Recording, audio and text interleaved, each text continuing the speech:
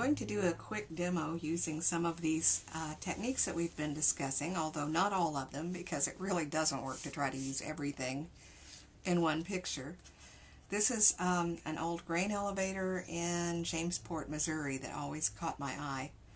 So some of these techniques are really nice for urban things and buildings and that sort of thing. So we're going to give that a try. And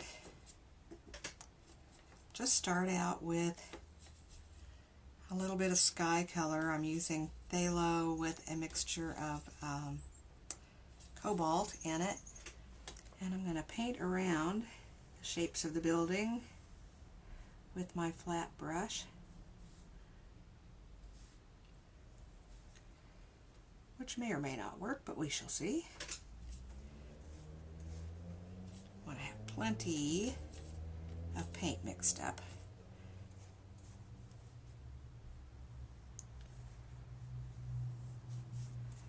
Some of these, of course, I wouldn't need to paint around. I could just paint right over them because they'll be darker, but I think it'll work better like this. We shall hope anyway, because I'm going to want to do it quickly and come back in and suggest clouds for part of it. Whoops. When you miss what you're doing like that, you can just come right back in with your finger and push it out of the way. Okay, now I'm using a vignetted edge, which means it's a broken edge around the outside. But I'm going to lift some clouds with a damp Kleenex. Oops, and I'm going to get that off that area. And I don't have to do them just like they are in the photo. You are the artist and you can make your own decisions. As you can see, I'm using some of the damp paper towel or Kleenex to really lift those areas. And I've got a area over here that's going to want to make a background, so I've wrung out my brush and I'm lifting that.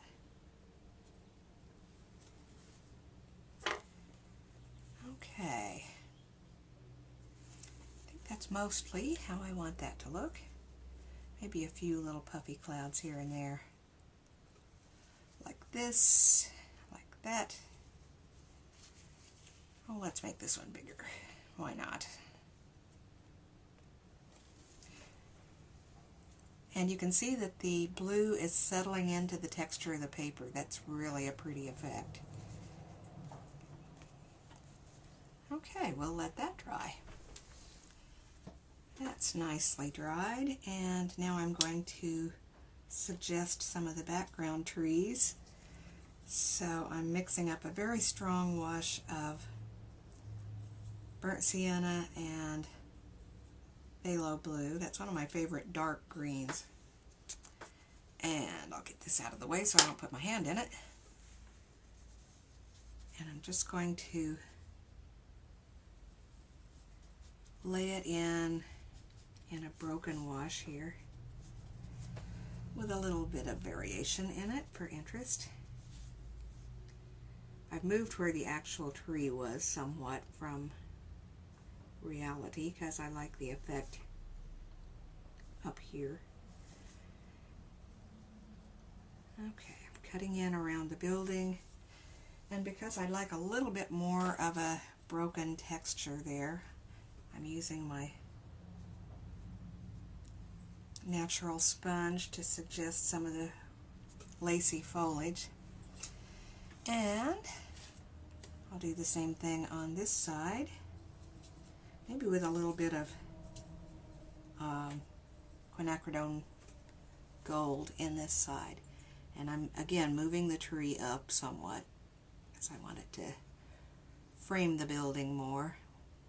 We don't have to do exactly what we see. Perfectly okay to make our decisions and let the picture speak for us or to us.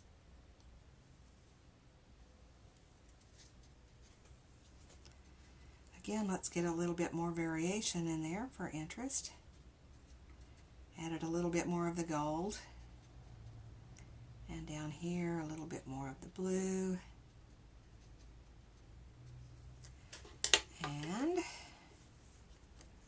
again, just a bit of laciness. I don't want to get carried away with that because it can look tricky and we don't want that. Okay, let's see. This is going to puddle, I believe, and I don't really want that. So I'm lifting a little bit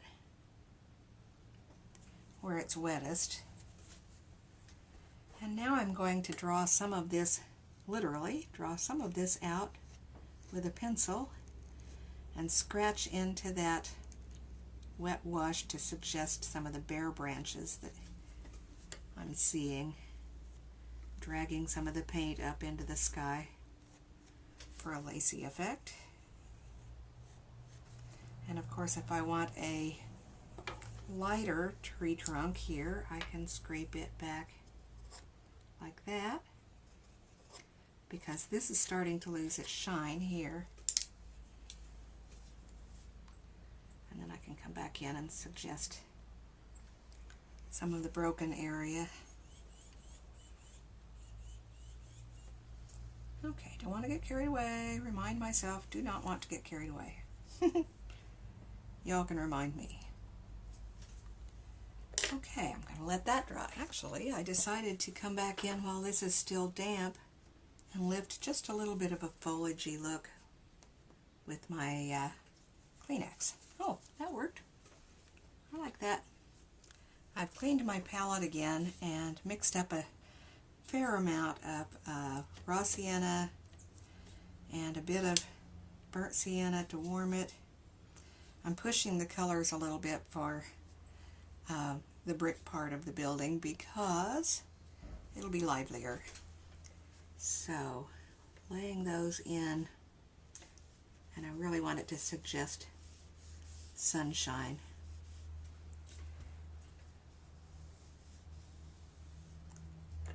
Okay. And in this area is all the same warm brick color, and I'm vignetting the front edge again too. I don't feel the need to paint it all right down to the edges of the paper. This kind of invites the viewer in. Oops, well, I goofed. And so we'll just blot that back because the building is different over here. I'm going to come back in with a little tonal variation here and there, even though you don't really see it in the building because it's more interesting. Oops. Just drop in a little jewel of burnt sienna. And let's tilt the paper a little bit to let that run. Yeah, that's livelier than trying to do exact match.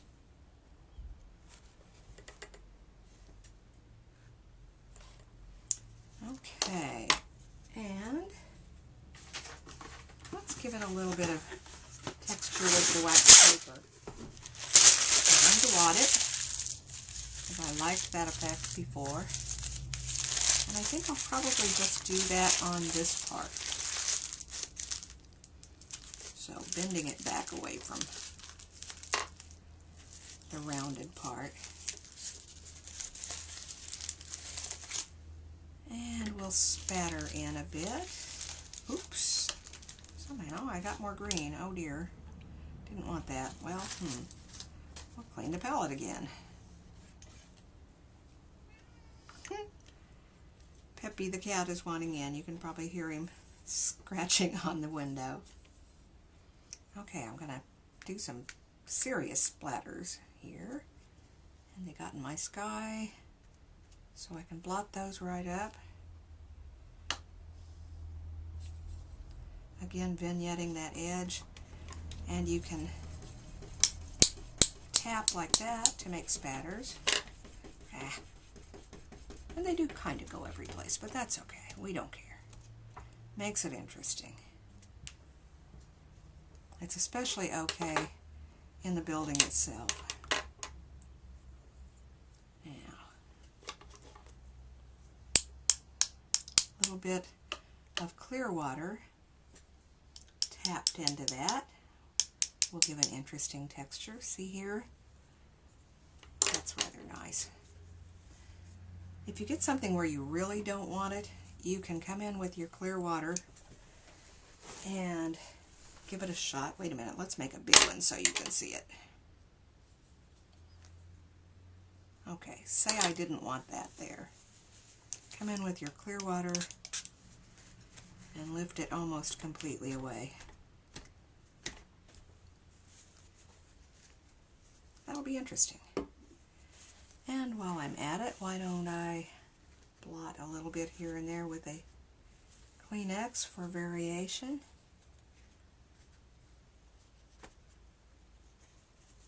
Okay. I'm liking this, and I hope you are too. You can always protect areas that you don't want to get spattered with your hand or with a piece of paper like this. That seems to work well. If you want to suggest some more linear trees, you can use the sharpened end of your brush like this and just add a few more branches. I'm not going to get carried away. Once again, and then blot a little for variation. That's more interesting. Now, we'll lay in some shadows. And I'll use a bit of cobalt blue to cool them. And come up under the edge of the brickwork here. And just let it follow the curve of the building.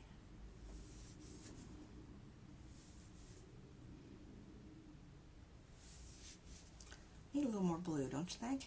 Okay.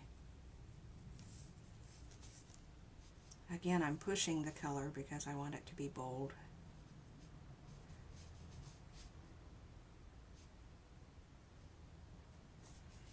And there's some underneath this eave, all the way to the edge.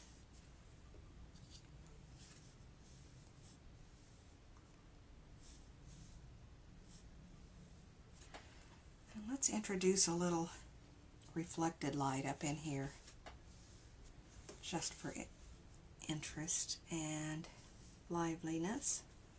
Same here. And we'll lift this big puddle a bit so it doesn't back run once again. Okay. Now each one of these little stair steps is going to need a shadow. So I'll lay those in now. These are actually tiles on a kind of roof line.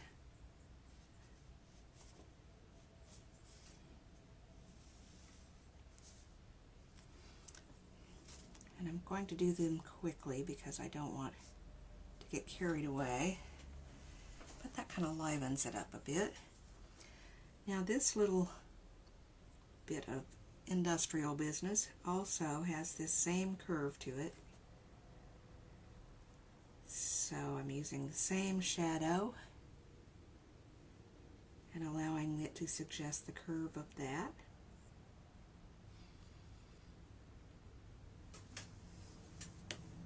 It's a slightly different color from the rest of it, so I'm going to accentuate that a bit.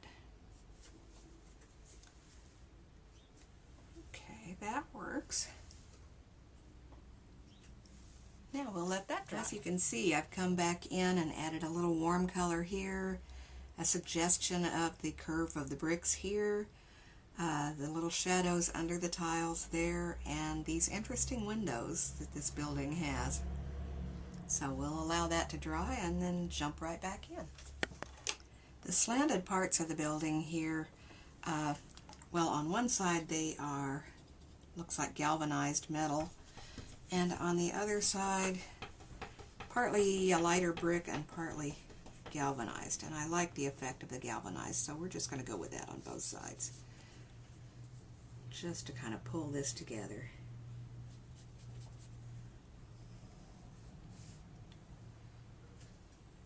And I'm going to use my sharpened end again here to suggest the lines in the galvanized siding rather than worry about painting them.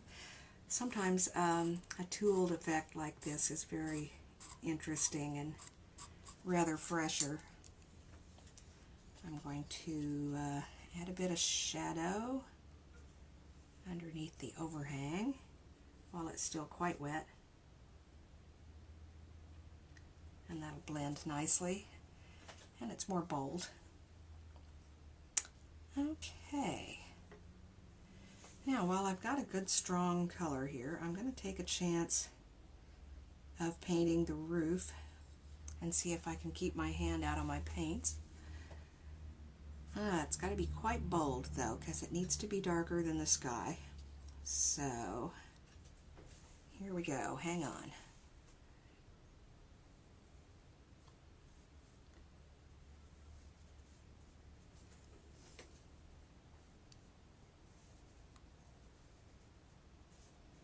Just this little bit of turret up here has the rounded roof, and I'm going to blot just a bit to give it a little sense of direction, and come back in and do a little of my scraping.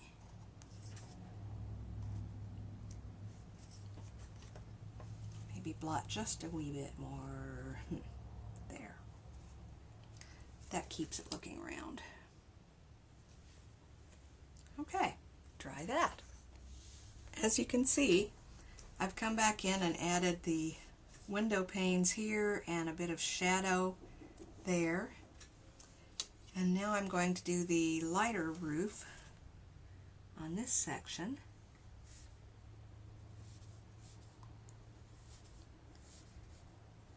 Again, let's liven it up a little bit, make it brighter than it is in reality, but maybe not quite that bright.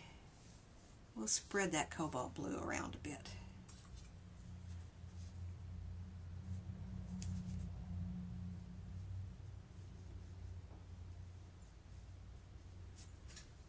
It's kind of an interesting gray color, but gray doesn't have to mean light black, obviously. Okay, let's blot it just slightly there like we did on the other. And come back in under the edge. I think my silly neighbor cat wants in, but he cannot have it. Not right now. Okay, that works. Now, let's see if we can finish this up pretty quickly. The roofs are a lighter green, so I'll do them first.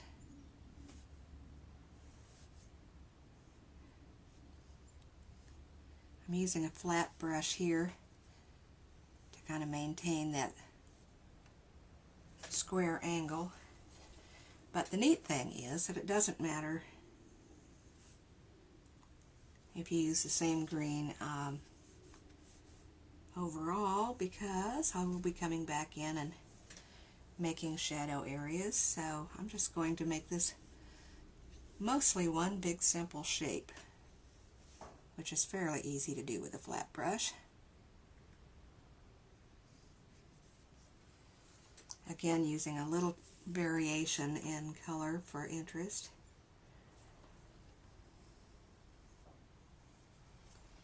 And a little warmer color on the what will be the roof. But again, a little variation in it for interest.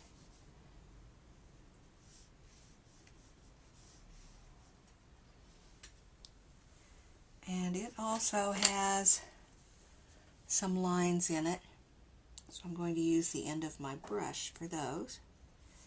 Just a few to suggest.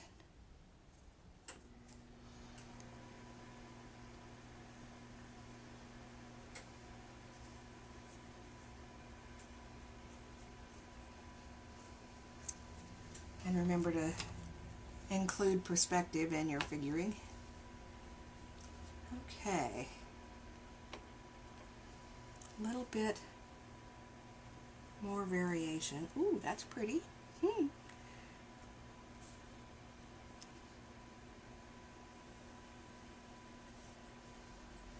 And I'm going to let that dry.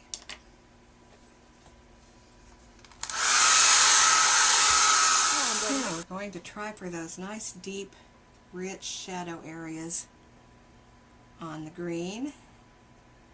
And then we'll be just about done with this. Ooh, my, that was a full brush. There's a little variation. I'm not sure exactly why, because you can't see it clearly, but a little variation in the shape.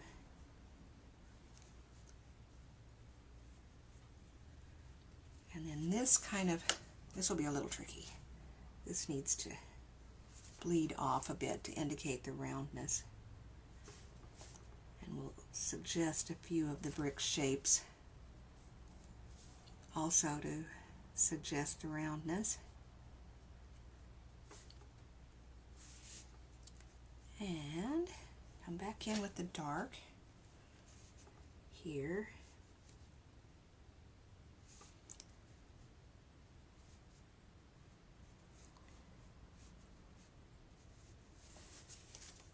And this kind of comes across and meets there. Oops. Didn't quite nail that, so we shall just move it.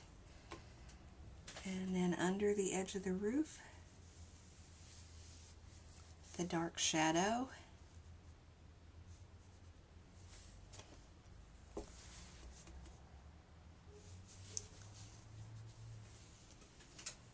Actually, this whole area should have been darker, so I'm going to just suggest that now. And we'll still need a darker shadow. This comes on out just a bit. And there's a darker edge along here.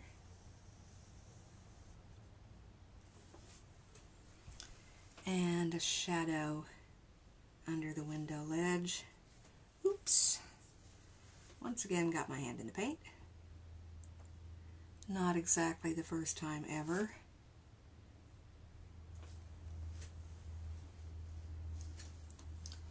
I'm just going to come back and make this a softer shadow then under the edge.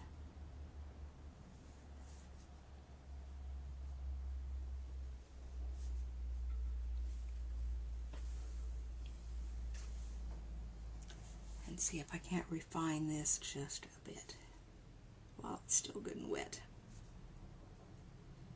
It's quite angular, really. Okay, and then there's just a bit of connection here. And a very dark window here. It's going to blend a bit so it's not so rigid. And you can see the edge of another window here, so I'm adding a little bit more of that. And if I can just get this fine enough. Not exactly sure what it is. It's sort of lightning rod, but I'm not entirely sure. Adding some of the bricks in that area. And we'll let that dry. As you can see, I've come back in and added the dark window panes, a little bit more shadow here, a little bit more detail on the roof, and I'm going to call it done.